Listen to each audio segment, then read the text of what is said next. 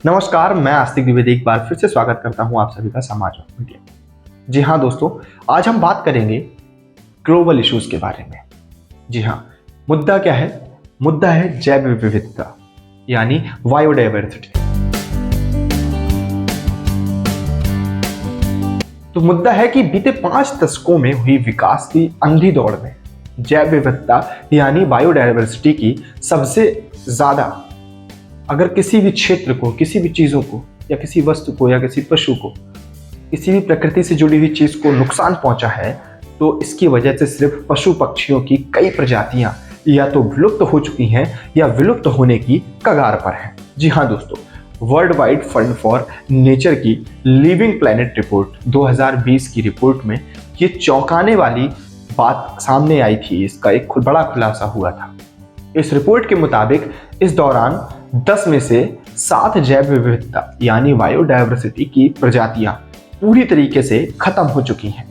ताजे पानी में रहने वाली करीब 84% प्रजातियों में कमी भी देखने को मिली। भारत में WWF यानी वर्ल्ड वाइड फंड, इसके एक प्रोग्राम डायरेक्टर सेजल वोरा के मुताबिक इस बारे में भारत की रिपोर्ट को भी कहीं ज्यादा अच्छे से नहीं दिखाया गया, या यूं कहें तो ये कुछ बहुत ज्यादा बढ़िया नहीं है।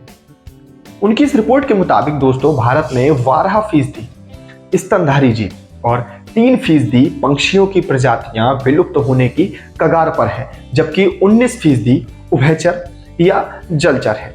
इन सभी चीजों को मद्देनजर रखते हुए ये सारे जीव अभी भी खतरे में है, और उन्होंने तो ये तक कहा है कि इस बड़े बदलाव की वजह से कोविड-19 जैसे जानलेवा वायरस जन्म ले रहे हैं। लिविंग प्लैनेट इंडेक्स यानी LPI, इसके मुताबिक 1970 से लेकर 2016 के बीच धरती पर रहने वाले जीव जंतुओं की करीब 68% प्रजातियां पूरी तरीके से विलुप्त हो चुकी हैं, खत्म हो चुकी हैं। अच्छा, इनमें एक बात और सामने आई कि इनमें हवा, पानी और जमीन पर रहने वाले सभी छोटे और बड़े हर प्रकार के जीव भी शामिल हैं। दोस्तों, इस रिपोर्ट के मुताबिक दक्षिण अमेरिका और कैरिबियन में करीब 94% तक जैव विविधता में कमी आई है। वहीं एशिया प्रांत क्षेत्र में करीब 45% तक इसमें गिरावट दर्ज की गई है, और ये रिपोर्ट जो है वो साक्ष्य प्रमाण है। इस रिपोर्ट के अनुसार ताजे पानी में रहने वाली 3 प्रजातियों में से 1 प्रजाति विलुप्त होने की कगार पर है। भारत के संदर्भ में, अगर हम भारत के लेके बात करें तो भारत के संदर्भ में ये स्थिति बहुत ही विकराल है, बहुत ही विकट है। वोरा के मुताबिक देश में 2030 तक पानी की मांग आपूर्ति के हिसाब से दोगुनी होने वाली है। जी हाँ दोस्तों, ये एक बहुत बड़ा मुद्दा है। हालत काफी खराब है और काफी खराब होने भी वाली है। 20 में से 14 नदियों के तट सिकुड़ चुके हैं। उनके मुताबिक भारत के 1/3 नम भूमि वाले क्षेत्र बीते 4 दशकों के दौरान पूरी तरीके से खत्म हो चुके हैं। अच्छा, ये रिपोर्ट ये भी बताती है कि वर्ष 2018 में आए हुए चक्रवाती तूफानों की वजह से दक्षिणी अरब प्रायद्वीप में एक जबरदस्त बारिश देखने को मिली थी। ये बाद में टिड्डी दलों के प्रजनन स्थल बन गए थे, वो एक अलग का हिस्सा है। लेकिन उसी वर्ष में जबरदस्त लू चली थी और भारत और पाकिस्तान और उससे सटे हुए इलाकों में सूखे की मार उन सबको झेलनी पड़ी थी। शायद अगर आपको याद हो तो 2018 के टाइम पे एक ऐसा हादसा हुआ था प्रकृति की तरफ से। WWF इंटरनेशनल के महानिदेशक मैक्रो लिम्बर्तिनी के मुताबिक ये रिपोर्ट इस बात को स्पष्ट करती है कि इंसान ने प्रकृति से खिलवाड़ कर खुद पर और इस धरती पर रहने वाले असंख्य जीव जंतुओं और उनके जीवन पर एकदम गंदा प्रभाव डाला है। उन्होंने ये तक कहा है कि हम साक्ष्यों को अनदेखा नहीं कर सकते। जी हाँ दोस्तों, इतिहास गवाह रहा है। जिसने भी इतिहास से नहीं सीखा वो कहीं ना कहीं खुद एक इतिहास बनकर रह गया। अच्छा, अब हम मुद्दे पर आते हैं। तो वन्य जीवों की आबादी में गिरावट का सीधा एक ही प्रारूप है, एक ही अर्थ है कि हमारी धरती हमें बार बार चेतावनी दे रही है कि हमारा तंत्र पूरी तरह से फेल होता जा रहा है।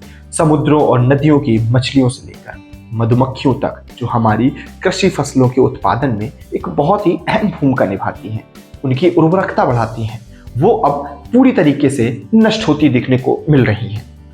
वन्य जीवों में कमी होना सीधे मानव के पोषण, उनके खाने पीने की खाद्यान्न सुरक्षाएं और करोड़ों लोगों की आजीविका पर भी प्रभाव डालता है। लगातार देखते ही देखते खत्म हो रही जैव विविधता यानी बायोडायवर्सिटी और पानी के संकट को जल पुरुष डॉक्टर राजेंद्र सिंह, अगर आपने इनका नाम सुना हो तो उनको जल पुरुष कहा जाता है, उन्होंने इसे कई बड़े स्तर पर कई बड़े पैमानों तक भी देख के बताया है।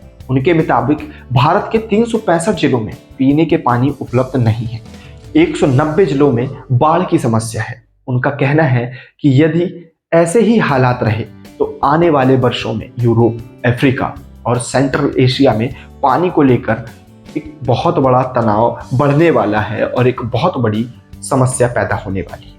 उनके मुताबिक यूरोप की तरफ रुख करने वाली अफ्रीकी या एशियाई लोगों में जो वहां पर क्लाइमेट रिफ्यूजी कहने लगे हैं इस बात को, इसका एक सीधा सा अर्थ होता है कि जहां से ये लोग आए हैं वहां पर कई तरह के प्राकृतिक संकट हैं, जिसकी वजह से वो अपना देश छोड़ने पर मजबूर हो गए हैं, अपने देश को छोड़कर दूसरे देश में पलायन कर रहे हैं। इस पलायन की वजह से यूरोप का चलचित्र परिदृश्य या उनका पूरा एक एरिया हर तरीके से बदलता दिख रहा है और इसका असर हर किसी को साफ साफ दिखाई दे रहा है। अब इस बात को हम आप पर छोड़ते हैं कि क्या ये एक बहुत बड़ा ग्लोबल इशू है या नहीं है, क्या इससे बचने के लिए हम लोग छोटे छोटे प्रयास कर सकते हैं या नहीं। अगर हाँ, तो एक छोटा सा ही प्रयास हो सकता है, हर किसी का एक एक प्रयास हमारे पर्यावरण को बचा सके, हम सबको बचा सके। तो आपको हमारी ये रिसर्च दोस्तों कैसी लगी, प्लीज़ कमेंट सेक्शन में ज़रूर बताइएगा और अपने दोस्तों के साथ शेयर करना ना भूलें। तब तक के लिए नमस्कार।